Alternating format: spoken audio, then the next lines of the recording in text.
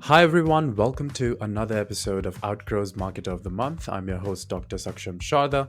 I'm the creative director at outgrow.co, and for this month, we're going to interview Jay McBain, who is the chief analyst of channels, partnerships, and ecosystems at Canalys. Thanks for joining us, Jay. Well, thanks for having me. So, Jay, we're going to start with a rapid fire round just to break the ice. You get three passes. In case you don't want to answer the question, you can just say pass, but try to keep your answers to one word or one sentence only, okay? Sounds good. All right, so the first one. If you had to write a book tomorrow, what would you write about? Ecosystems.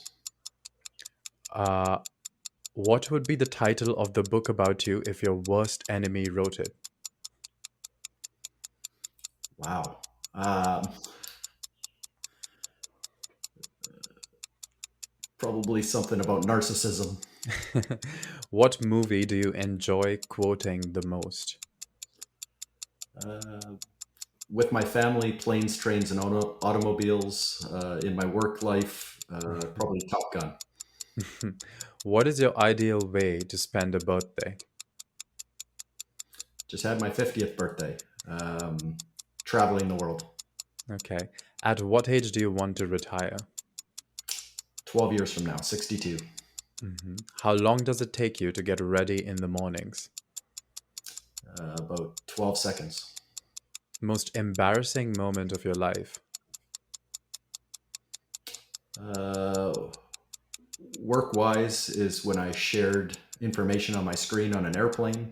Uh, F- okay, we can take that. Favorite color? Baby blue. What time of day are you most inspired? Night. Late night. Fill in the blank. An upcoming marketing trend is blank. Marketing in, with, and through marketplaces. The city in which the best kiss of your life happened. Raleigh, North Carolina. Pick one, Mark Zuckerberg or Jack Dorsey. Pass. How do you relax? Motorcycle. How many cups of coffee do you drink per day? 2. A habit of yours that you hate. Procrastination. The most valuable skill you've learned in life. Begin with the end in mind. And the last question is your favorite Netflix show. Ever? Yeah. Or is that literally the name of the show? No.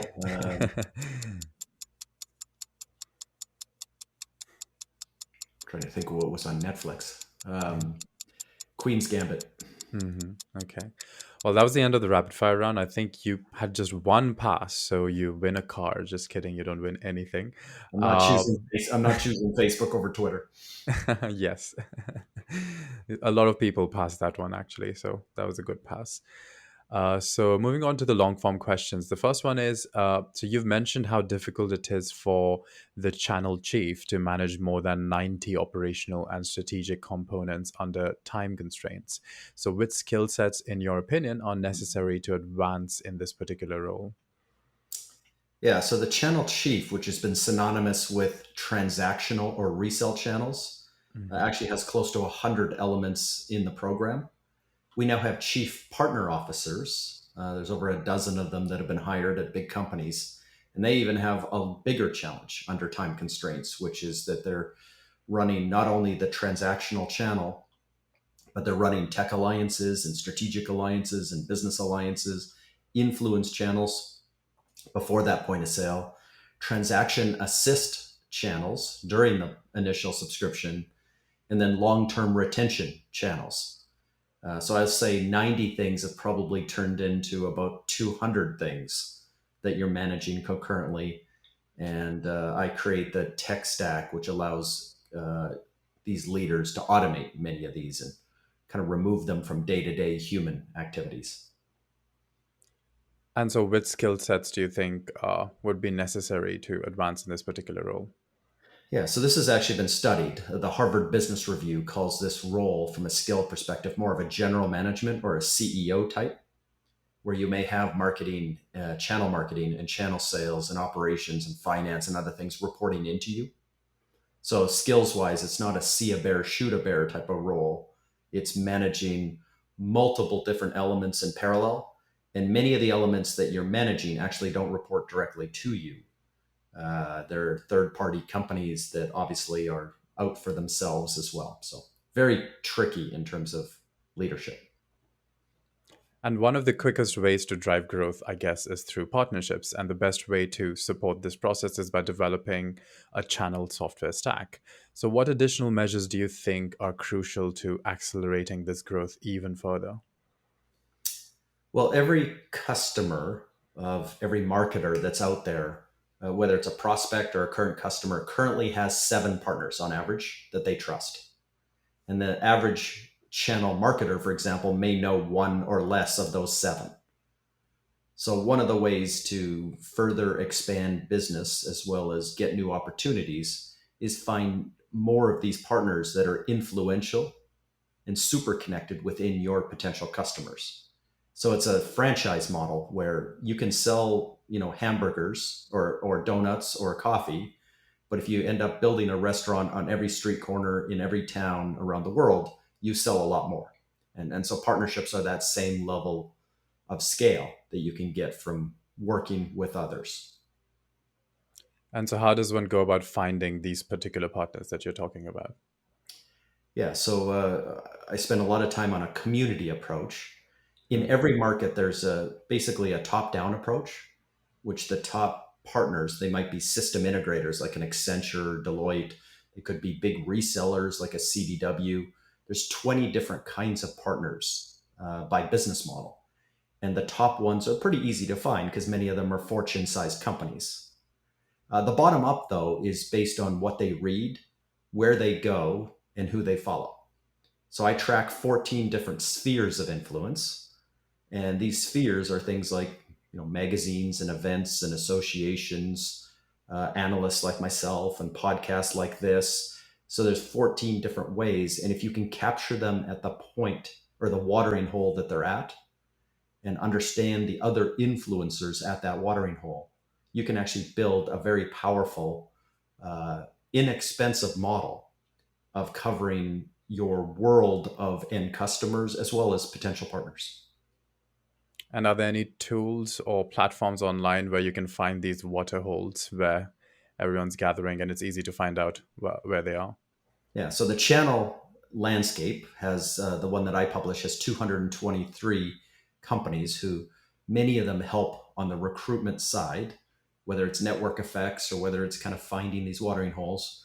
There's also basic marketing tactics using things like Google to go find what people are reading and following the breadcrumbs, following their social accounts and following other things to go find out where they go, what they read or listen to, and who they follow. So there's algorithms in place where I think every channel marketer, every marketer in the future is going to have to get better at understanding all the logos, understanding all these spheres of influence and all the places in there.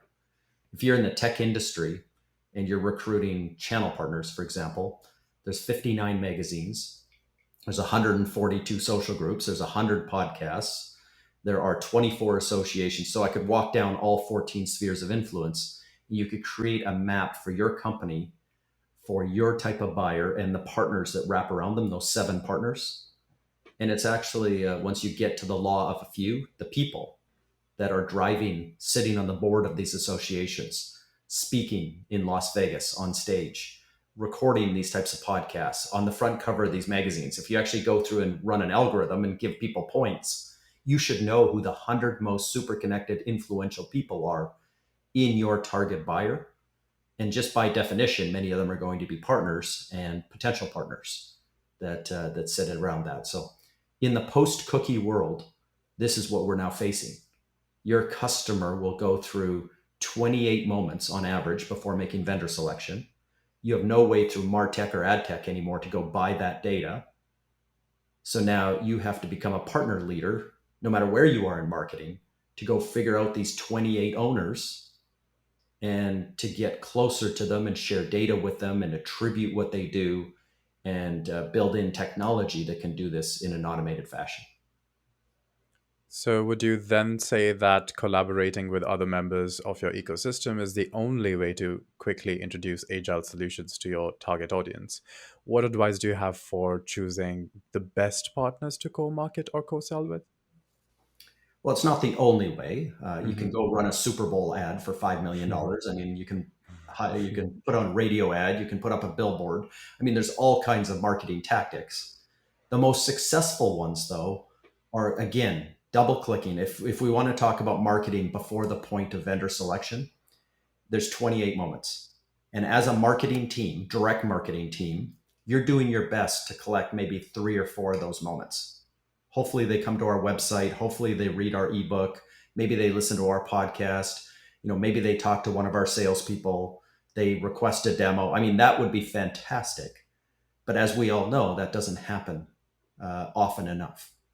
And if you looked at your entire market TAM, every single potential customer in the world, they have 7 partners that they trust on average, and they go through 28 moments before making vendor selection, either in your favor or more often, you lose a deal without ever knowing there was a deal.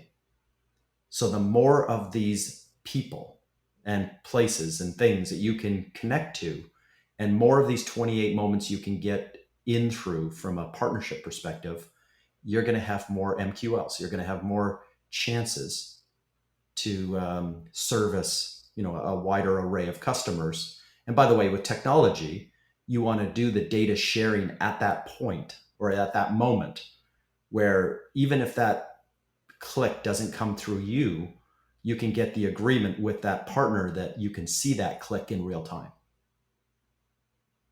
And what are your thoughts on the ultimate goal? So do you agree that subscriptions are only useful for low margin B2C?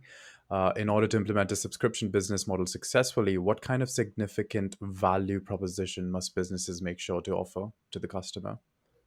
Yeah, so that thinking might have been around 5 years ago. Mm. But you can talk to trillion-dollar companies today, like Microsoft and AWS and Google, and soon-to-be trillion-dollar companies like Salesforce and ServiceNow and Workday and Marketo and NetSuite and HubSpot and others. Subscriptions are everything, and consumption models are becoming everything. You can talk to big fortune-sized companies like Dell and Cisco and IBM and Lenovo and HP, who cover trillion-dollar plus. They've committed 100% of their revenue to subscription consumption models. So low margin, high margin, it's everywhere. Actually, Accenture did a piece of research where they asked CEOs in every sized company, every industry, all 27 industries, and every country of the world, and 76% of CEOs think their current business model will be unrecognizable in 5 years. Ecosystems were the number one reason why. But underneath that, subscription consumption models, usage and value based models. In the SaaS world, it's product led growth. And you've got direct to consumer making a big run because that directly connects to these subscription consumption models. And then obviously the growth of marketplaces, which grew more in 3 months during the pandemic than the last 10 years combined. 1/3 of the US economy is now marketplaces. So this is now going, 76% of companies are moving towards this subscription model. So it's not about margin, it's about moving for a valuation perspective and moving your clients, moving your partners, and moving everything into an as a service model. And can you think of any particular area where the subscription model is not the future or it's in decline? No. I mean, if you look at car companies from last week, the CEO of Ford is out obviously converting every car they have to electric. So are their 62 competitors. And guess what? After electric, you have self driving. After self driving, you have transportation as a service. Everything you buy, the companies behind it are thinking about those things as subscriptions. And if you talk value, your toothbrush manufacturer is trying to get you a new toothbrush for 99 cents a month for the rest of your life. Dollar Shave Club is trying to get you a shaver every month for the rest of your life. The fact of the matter is, up and down consumer through B2B to C through B2B, every company is thinking about this model. Carrier, who makes air conditioners, is thinking about cool air as a service. So instead of a $7,000 air conditioner and furnace and other types of things, wherever you happen to live, I am Canadian, so it used to be heat, not air conditioning. But now I'm in Florida, so it's all about air conditioning. The fact of the matter is, instead of $7,000 to replace the box and paying somebody in a white van, hundreds of dollars to come fix it each time, I'm going to start paying $49 a month for the rest of my life to keep my house at 72 degrees, no matter where I live in the world. And that's as a service. I don't own the stuff. I don't want to own the stuff. I don't want to know anything about it. The maintenance, the replacements, all the other stuff I want handled.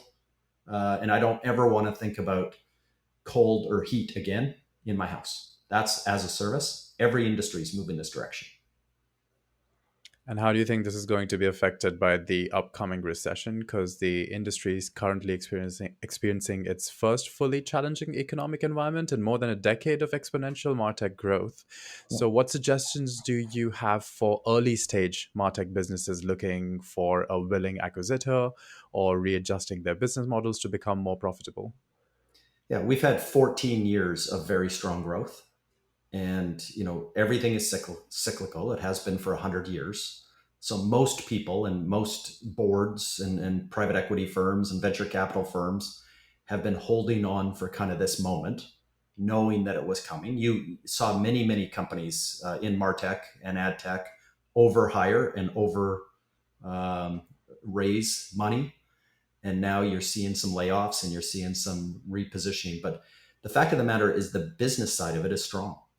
Whenever there is a downturn, we're going through several macroeconomic problems, not just inflation and supply chain and wars in Europe. So when these things happen, companies tend to turn to automation, and they turn to efficiencies, and the tech industry, at least for the last 30 years, has led every other industry out of downturns. And that's going to happen here as well. But it's not traditional marketing. A lot of the tools that have fed the 9,932 companies in MarTech are going away.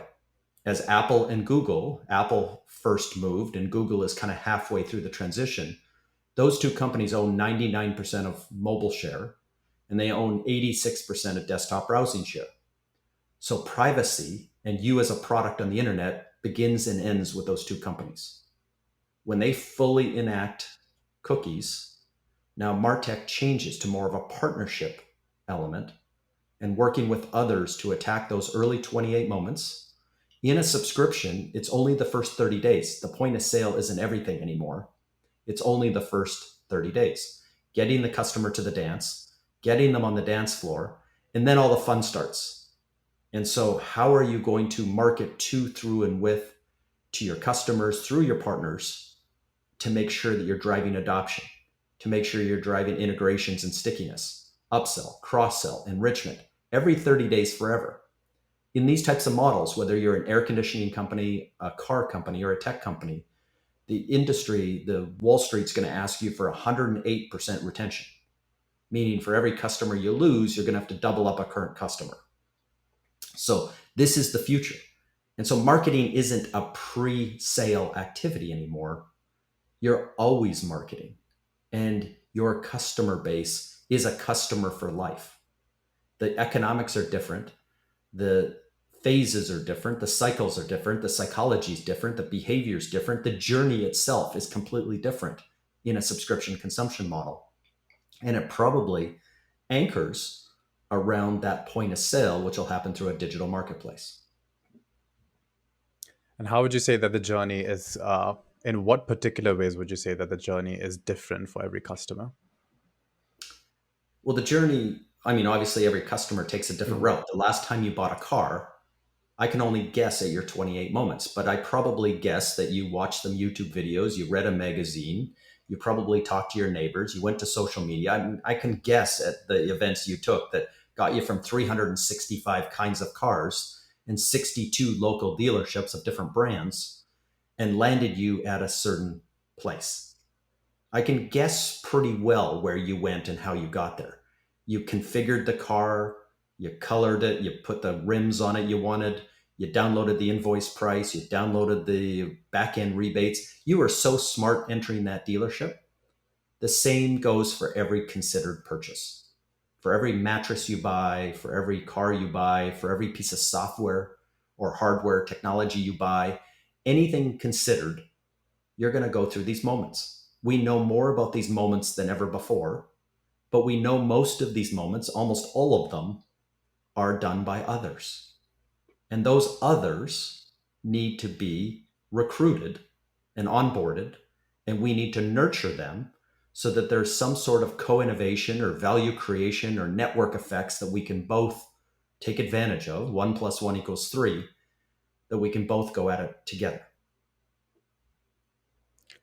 And so, would you agree then, speaking of traditional marketing, would you agree that even in the current economic environment, the digital transformation of marketing is far from over, and that it continues to be one of the most effective tools available to businesses worldwide for acquiring and retaining customers? Yeah, well, I think there's a number set of tools. Obviously, the MarTech tools are growing. You've watched that MarTech stack almost reach 10,000 this year. For the next decade, we're going to continue to refine ourselves around this new buyer. In 4 years, the majority buyer in every considered purchase industry will be a millennial.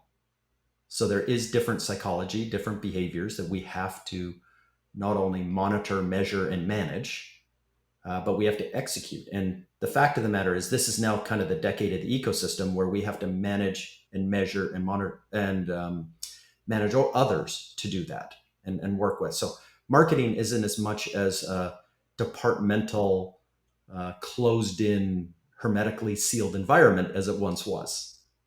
And partnerships now aren't just getting out to social media. It's not getting out to some of the marketing influencers. It's truly a partnership game where it's not a list, it's not an email blast, it's not a social campaign, it's not search engine optimization as much as it is looking at all of these other partners in the game. So it will be running parallel with many of the other things. And like I said, that's before the point of sale, getting the customer to the dance, getting them on the dance floor and keeping them dancing all night long will become just as much as marketing KPIs as anything else. How you market to, through, and with your technology integration partners is going to be key. I talked about cars. They're selling computers on wheels now. Like, these aren't cars. That technology, the air conditioning, is basically a computer wrapped around a fan and condenser that's plugged into the side of your house. Every company in every industry is becoming a tech company. The tech industry is based on an integration first, API first environment. So if I'm a marketing person and I work for Mercedes-Benz, 79% of car buyers now will not buy a car unless it has Apple CarPlay. And if you saw a month ago, Apple CarPlay 2. So it doesn't matter what engine and what design and what beautiful brand we built over 100 years. If we don't have a certain integration partner, they're going to walk across the street and buy a BMW. This is the new world, and we are integration first buyers. You look in the MarTech stack, integrations have become the number one thing people need above cost and support and all the other things. And so as a marketer, I got to think through these technology integrations. And if Apple would say something nice about Mercedes-Benz, that would go a long way to connect those buyers, at least 4/5 of them, to say, not only do I want CarPlay, but I need that inside a beautiful leather wrapped cabin. And so, what, in your opinion, would be the possible dangers of this kind of integration of tech into everything? Any The possible? danger is your partner becomes more powerful than you do. I've got 100 years building really nice cars, and then all of a sudden, whatever radio it has becomes more important than the car. So the integration is that the big tech companies, the big five, become more and more powerful and maybe take over the brand, or in some cases, if you're an Amazon, for example, they might acquire a competitor or you and go directly and compete with you. and that's what can happen in integrations as well. So this is a world where these big five tech companies are all thinking about rolling out their own car brands.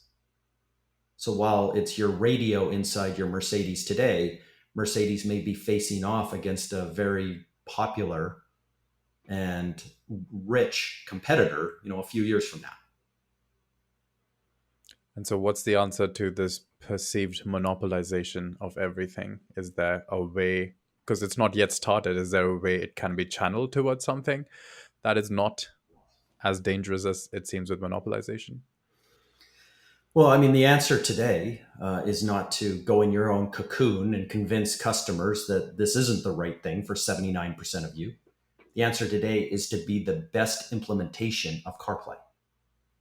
And it's connected into so many places that you're putting so much engineering into it that you actually have, for 79% of buyers, you have the best implementation connected to the nicest looking car with the best other technology in it, that it just makes sense that when you buy your iPhone, for example, all of a sudden there's a little app in there allowing you to subscribe to your new car.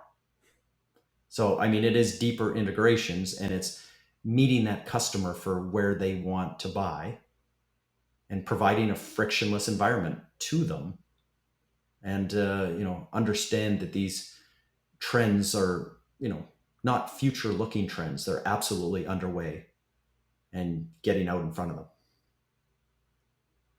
Okay, so I have one last question. It's more personal and it's for you, which is, what would you be doing if not this in your life in general? If I wasn't doing this, I would probably be on a sailboat circumnavigating the earth, Oh, wow. Wait, what is circumnavigation? Just going around or? spinning Yeah. around the world. Yep. Okay, literally. Okay, well, thanks everyone for joining us for this month's episode of Outgrow's Market of the Month. That was Jay McBain, who is the Chief Analyst at Canalys. Thanks for joining us, Jay. Thanks for having me. Check out their website for more details, and we'll see you once again next month with another Marketer of the Month.